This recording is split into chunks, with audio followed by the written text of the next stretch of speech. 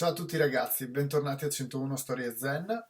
La storia di stasera si intitola Soldati dell'umanità.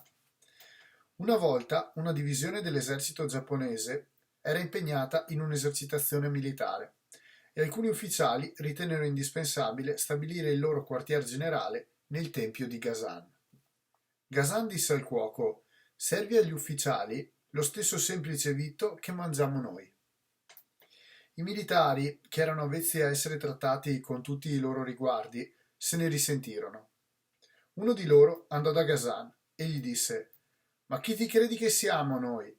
Noi siamo soldati, pronti a sacrificare la nostra vita per il paese. Perché allora non ci tratti come è giusto che sia? Ghazan rispose molto duramente: E tu? Chi ti credi che siamo noi? Noi siamo i soldati dell'intera umanità, votati a salvare tutti gli esseri senzienti. Questa storia è molto bella.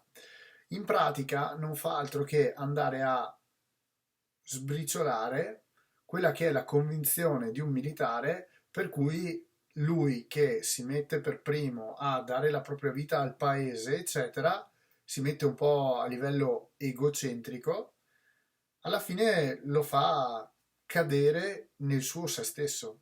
Cioè, lui che è così importante si è anche dimenticato degli altri. Cioè, si è concentrato talmente tanto su se stesso che purtroppo non riconosce tutto quello che fanno gli altri, chi sono gli altri, c'è una sorta di io sono, io posso, io faccio, che invece è in contrasto con stiamo occupando un tempio per un'esercitazione militare, ci stanno già dando del cibo e lo danno loro del tempio, quelli che ci ospitano, e invece di vederla in quest'ottica, loro vedono cosa devono prendere, non cosa hanno ricevuto. Nelle arti marziali questo parallelismo è molto molto forte.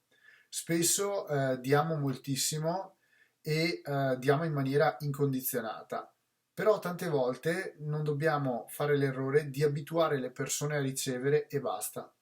Un modo per crescere è far sì che anche loro donino. Quindi insegnare all'interno del dojo che quando riceviamo qualcosa nel nostro tempo futuro, se possibile, la restituiremo a qualcun altro, una sorta di, ripeto, passa il favore come idea, non dare indietro a chi vi ha dato, non sarà mai possibile. Pensate solamente che io insegno a dei bambini di 4 anni e ogni volta che io insegno qualcosa a loro, loro insegnano qualcosa a me. Quello c'è già, quello accade già istantaneamente. Ecco, oltre a questo, il bello sarà vedere come questi da grandi insegneranno ad altri più piccoli. Quindi c'è già uno scambio all'inizio, ma in più un donare.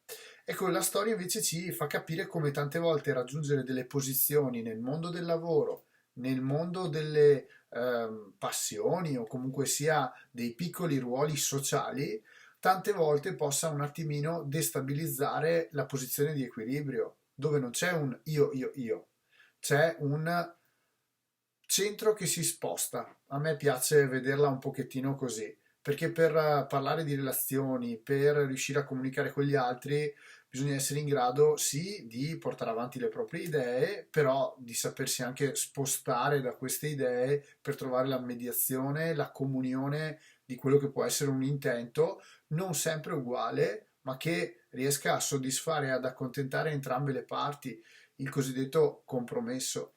Questo ci deve sempre essere, altrimenti sono dialoghi e discorsi a senso unico che si chiamano monologhi. Ecco, l'idea dovrebbe quindi sempre essere di uscire dall'idea di noi siamo, io sono, quindi di protagonismo, ma di mettersi in un'ottica di che bello, guarda l'universo che cosa è riuscito a fare, guarda quanto ho ricevuto oggi, guarda che bei fiori che sono sbocciati dalla natura, ho ricevuto questi fiori, il profumo della salsedine al mare vicino al bagnasciuga, cioè tutte queste cose bellissime che ci arrivano e che invece noi pretendiamo nella normalità e invece è sbagliato questo. Dobbiamo invece concentrarci su appunto cosa abbiamo senza pretendere, senza ego. Ecco, questo secondo me è un passo veramente importante e è molto complicato lavorarci su.